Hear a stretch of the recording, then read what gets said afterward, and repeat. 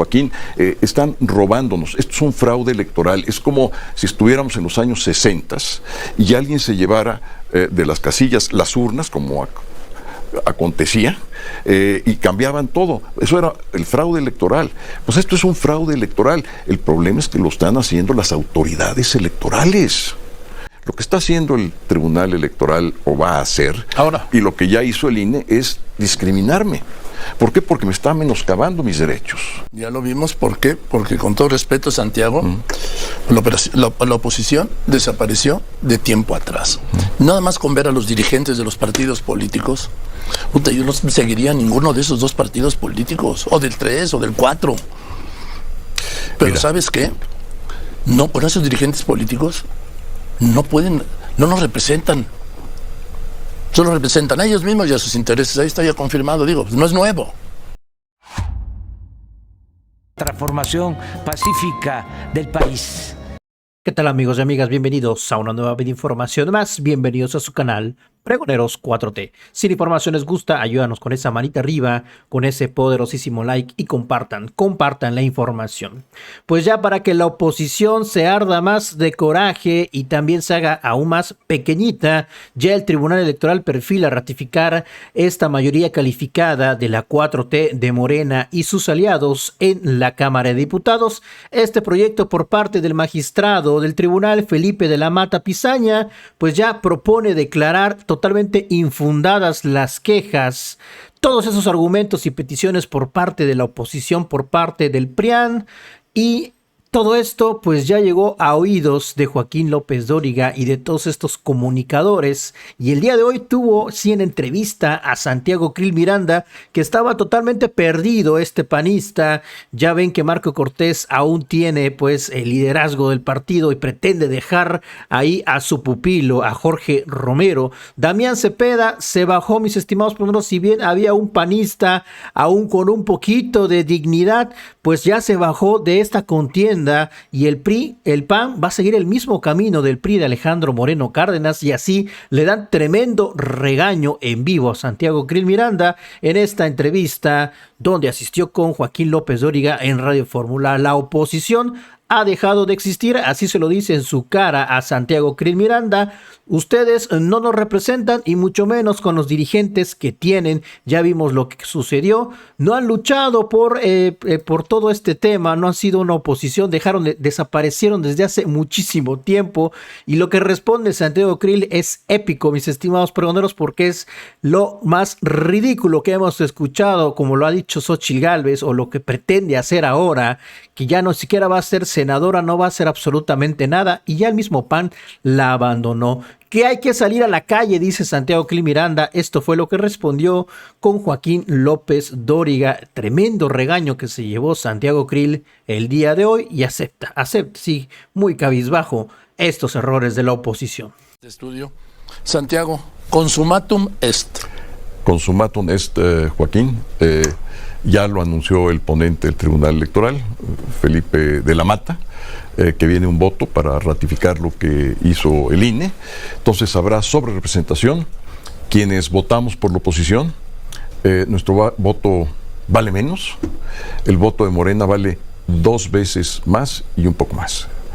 Es decir, cada persona que votó por Morena y sus aliados tiene 2 veces más de valor de su voto que el nuestro. Es decir, cuando fuimos el 2 de junio a votar y depositamos nuestro voto en la urna, quienes somos oposición, nuestro voto valió la mitad o un poco menos. Les voy a explicar por qué dice esto Santiago Krill.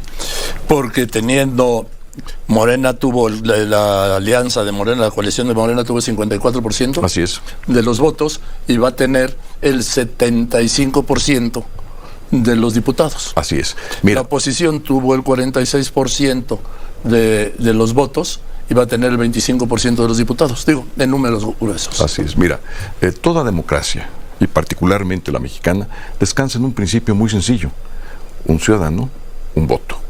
¿Y por qué es esto? Porque nuestros derechos políticos valen igual, el tuyo, el mío y de las personas que nos están escuchando y los que nos están viendo.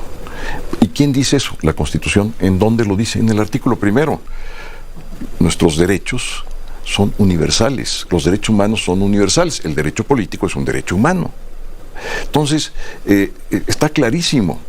Y por eso, la jurisprudencia que hizo la Corte en el año de 1998... Que lo hizo Olga Sánchez Cordero. Olga, la ministra, bueno, las dos ministras, Olga Sánchez Cordero. Pero no solamente Olga, digamos, redactó la jurisprudencia y la presentó ante el Pleno, que fue votada por unanimidad. Quien hizo la solicitud fue Andrés Manuel López Obrador, en un caso de Quintana Roo. Él, como presidente del PRD, argumentó que estaban haciendo una interpretación incorrecta de las reglas de distribución de diputados plurinominales. Y Olga lo que hizo fue interpretar el artículo que establece estas reglas y dijo, a ver, espérame, esto no se puede leer textualmente, esto tiene que leerse en armonía con todas las disposiciones de las reglas electorales y de la Constitución.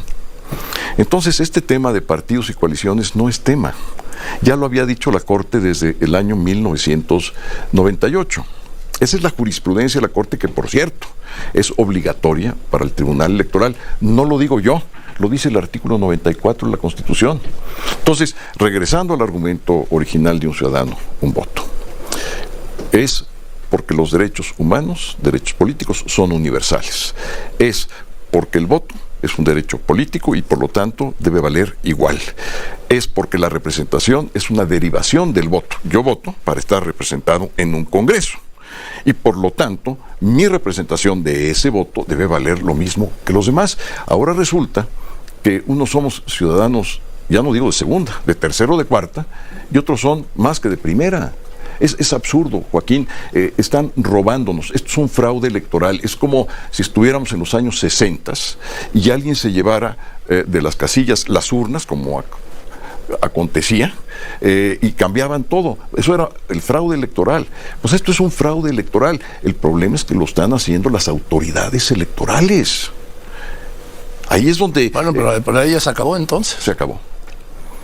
Se acabó. A ver, con esto, Morena y sus aliados toman el control absoluto del país. Pueden cambiar la Constitución, a los partidos ya los traen en mira para quitarles prerrogativas, para quitar diputados pluris, es decir, para evitar que estén representados adecuadamente en el Congreso, porque esa es la regla de la representación proporcional.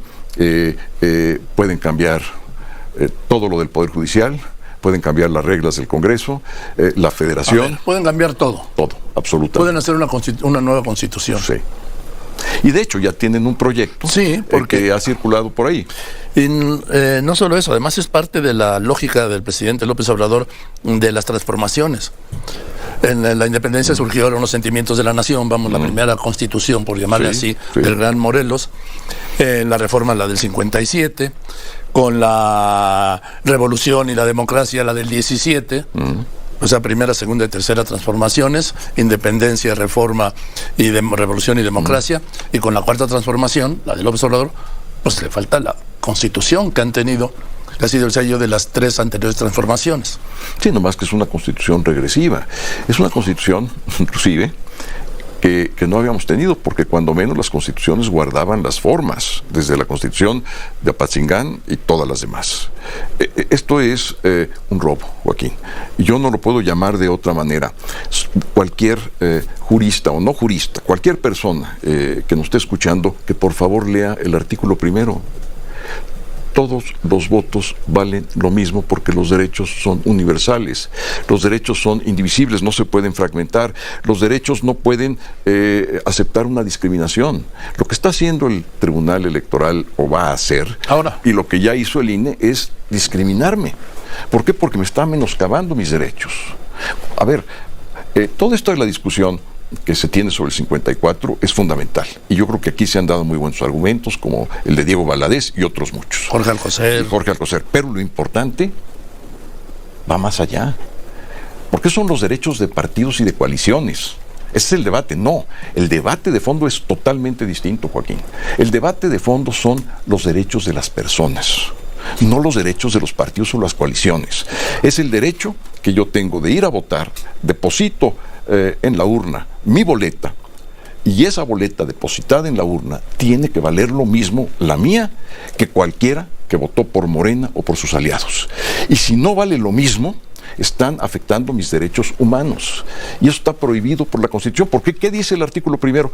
Toda autoridad, así lo dice de manera expresa, debe garantizar la vigencia de los derechos humanos. Así lo dice. Entonces, a ver, cualquier estudiante de primer año, ¿qué digo primer año? Primer semestre de la carrera de Derecho, te puede dar esta interpretación, que abran la Constitución y lean el artículo primero. Pues sí, pero estamos hablando de lo que debió hacerse antes, ¿sí? Y con esa intensidad y con esa fuerza, y que pues si se hizo fue insuficiente, ya lo Insuficiente. vimos. Ya lo vimos, ¿por qué? Porque con todo respeto, Santiago, la oposición desapareció de tiempo atrás. Nada más con ver a los dirigentes de los partidos políticos, yo no seguiría ninguno de esos dos partidos políticos, o del 3 o del 4. Pero mira, ¿sabes qué? No, con esos dirigentes políticos no pueden, no nos representan. Solo representan a ellos mismos y a sus intereses. Ahí está ya confirmado, digo, no es nuevo. Mira, cometimos muchos errores, por supuesto que cometimos muchos errores. Ahora, esos errores que cometimos justifican que al 46% de las y los mexicanos que votaron oposición nos quiten nuestros derechos. Yo creo que no. Yo creo que tenemos que, por supuesto, cambiar nuestros partidos. Vienen los cambios de dirigencia. En el PAN hablo yo, más que partidos, hablo yo del PAN. El PAN tiene que abrirse. El PAN necesita renovar sus liderazgos. Mira, tenemos una militancia que en promedio tiene 59 años. El PAN tiene que rejuvenecerse en todos los sentidos, adoptar otras causas, abrirse y buscar un camino que le regrese su contacto que tenía el PAN con la gente, con su base. El PAN necesita salir a la calle, necesita convocar, necesitamos abrirse, dejarnos de ver a nosotros mismos y ver los demás, adoptar buenas causas y todo es lo que está en juego. Y es exactamente lo que yo le dije al Consejo cuando intervine. Dije, a ver, estos son los errores que cometimos y yo el primero y asumo los míos. Así lo dije enfrente de los casi 500 consejeros. Y no solamente eso, enumeré los errores que habíamos cometido en campaña, los errores que había cometido el partido y los errores de la coalición. Y les dije, esto no puede seguir así, y propuse algunos cambios. Estoy en una comisión que está organizando una evaluación general y voy a proponer y voy a insistir. ¿Por qué? Porque pues el PAN se queda prácticamente como casi el único partido de oposición. Casi el único. O sea, va a ser muy difícil porque además nuestra presencia en el Congreso pues es intrascendente. Sí. Es lastimoso decirlo, es intrascendente. Ni siquiera testimonial. Bueno, entonces, ¿qué es lo que necesita el PAN? Salir a la calle y volverse trascendente por dos motivos.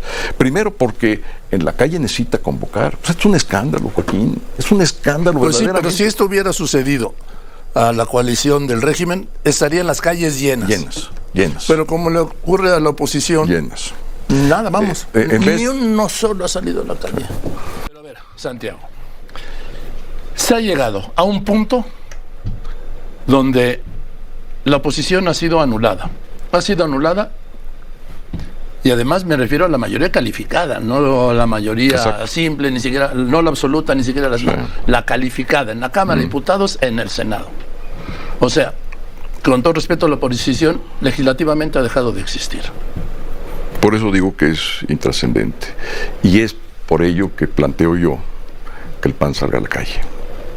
Salga a la calle a generar nuevos liderazgos, fundamentalmente jóvenes, y adoptemos causas auténticamente que le importen a la gente. Exactamente, uno. Y dos, porque, a ver, en la campaña lo más que decía la candidata Xochitl Gálvez era, no les voy a tocar sus pensiones, las pensiones, sí, los programas sociales. Sí. La gente dice, pues ya los tenemos, sí. ¿Qué nos está ofreciendo?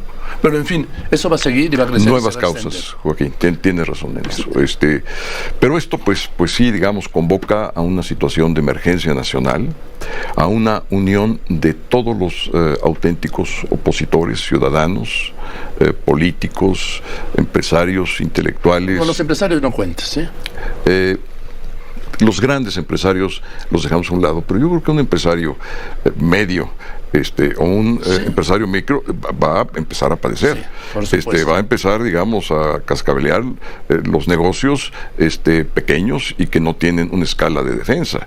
Los que están exportando, pues ahorita inclusive están siendo beneficiados porque están recibiendo más pesos por sus importaciones, dado que el peso se depreció. Ahorita está a 19.65. Entonces, pero de 16.40. Sí, entonces tú imagínate un exportador, pues debe estar muy contento, porque está recibiendo a pesos, casi a 20 pesos por dólar, cuando antes lo recibía pues cercanamente a 16 pesos. Entonces tiene una utilidad extraordinaria. No, yo digo que la gente productiva, la gente activa, la gente consciente, la gente que quiere a México. Necesita un liderazgo. Sí. A ver, si no hay un liderazgo, no hay movimiento. Cualquier duda, ahí está López Obrador y Morena. Sin López Obrador no existiría Morena. Además, tú sabes que no puede haber un movimiento sin un liderazgo. Y yo no veo ningún líder. Se tiene que ir construyendo las coyunturas. Pues no se construyó en 6 años. Sí, pero la coyuntura de hoy es una coyuntura muy especial, Joaquín. Es una coyuntura que marca la necesidad de hacer definiciones muy claras, que cuando las cosas van más o menos bien, las definiciones tienden a ser grises, pero hoy es clarísimo de qué lado estás. Estás del lado de quienes te quieren robar tu voto, de quienes te quieren ningunear, de quienes te quieren menospreciar, de quienes te quieren discriminar, o estás del otro lado. Pues hay una mayoría que está del primer lado, del lado que ganó. Sí, pero hay mucha gente que no votó, Joaquín, y otras gentes que esperaban otra cosa del cierre de este gobierno y del inicio del próximo. Nunca esperaban que estuviéramos con pausas en nuestras relaciones con nuestros principales socios comerciales, nunca esperaron cerrar con el nivel de asesinatos y homicidios que estamos teniendo. 196.091 al día de hoy. Pues vamos a cerrar prácticamente en 200,000. Nadie esperaba tener este grado de inflación, porque se van a recibir los programas sociales, sí, y qué bueno, pero cada día van a valer menos, porque el poder adquisitivo pues lo va a estar carcomiendo la inflación. Y cuando ya nos llegue el rebote de esta devaluación del peso, porque va a rebotar, tarde o temprano, y rebota en la economía interna. Entonces, ¿y cómo rebota? Pues afectando el poder adquisitivo de la gente. Entonces, si recibes tu pensión de 3,000 pesos, bueno, pues hoy puedes comprar X. Sí, nomás que mañana va a ser menos X y pasado mañana menos X. Ese es el punto. Entonces las gentes que votaron por Morena, bueno, no me voy muy lejos, Joaquín, Chalco. ¿Qué crees que esté pensando la gente de Chalco que votó por Morena? Porque está esperando su pago, su pensión social. Que va a llegar en lanchas, man. Pues sí. Y que están viviendo en una situación verdaderamente extrema, o sea, de un descuido absoluto, de años y años de relegar lo importante, como es un buen drenaje para Chalco. Tan sencillo como eso. Entonces, yo me imagino que los grupos que van a estar afectados van a estar pensando en otra cosa. Ahí es donde se necesita. Sí.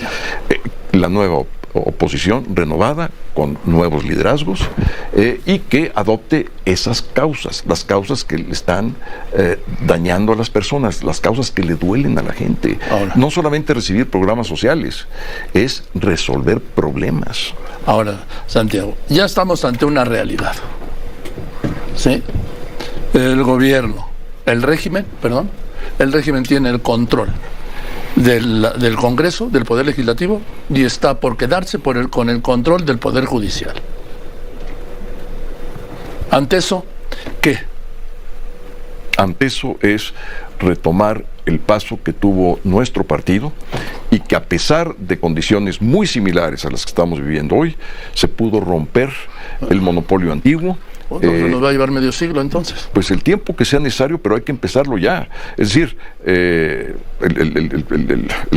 camino se hace al andar. Entonces hay que andar, hay que dar el primer paso, el segundo, y es por eso que ayer en mi partido, bueno, pues estuvimos en la Corte. Es algo muy impresionante para mí como abogado y como alguien que ha ido innumerables veces a la Suprema Corte de Justicia, ver a todo el personal en los pasillos con cartelones, haciendo una huelga pacífica, silenciosa. Apenas se podía caminar por los pasillos. Fui a ver yo al ponente que tenía el cargo de resolver ¿qué es más importante? ¿La jurisprudencia de la Corte o un criterio del Tribunal Electoral? En fin, eso no prosperó. De ahí me trasladé al Tribunal Electoral, pude ver algunos de los magistrados. Por cierto, había de otros partidos también.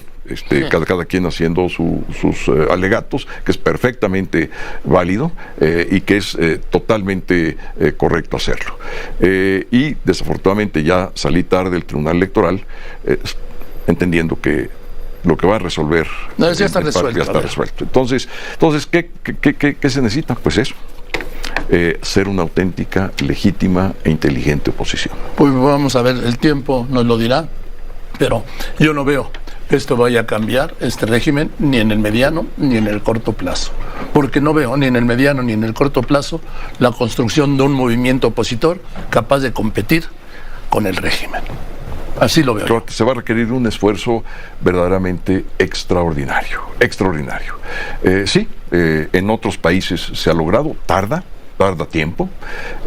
Ojalá y podamos acelerar el proceso de esta construcción. Haremos todo lo que esté en nuestras manos. Pues, gracias, Santiago, por venir. Gracias.